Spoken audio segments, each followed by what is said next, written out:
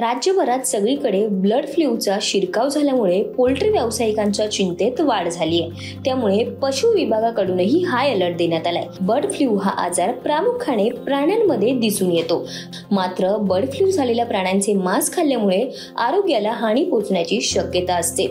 तर बर्ड फ्लूची नेमकी काय लक्षणं आहेत, बर्ड फ्लूचा प्रसार नेमका कसा होतो आणि त्यावर उपाय काय आहेत, जाणून घेऊयात आजच्या व्हिडिओमधून।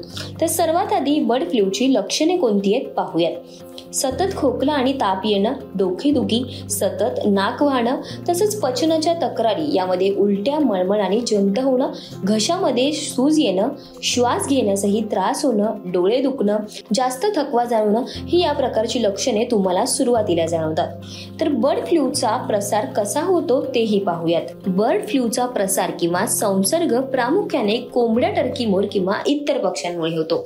H5N1, H5N9, H598 या नवीन आढळलेल्या विषाणूमुळे डोळे, कान आणि तोंडाद्वारे हा विषाणू शरीरामध्ये प्रवेश करतो।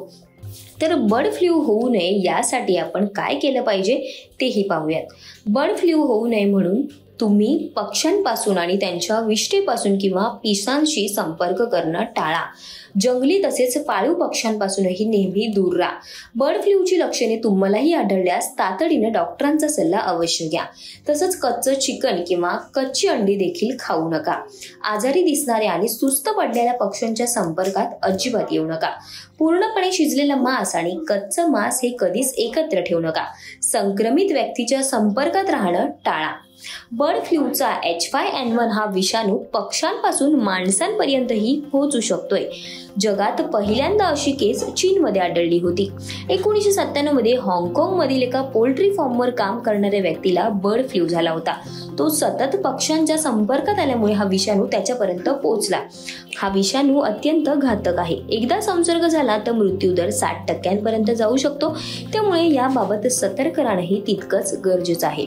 त्यामुळे तुम्हालाही लक्षणं जाणवत असतील तर तुम्ही योग्य वेळी डॉक्टरांचा सल्ला अवश्य घ्या।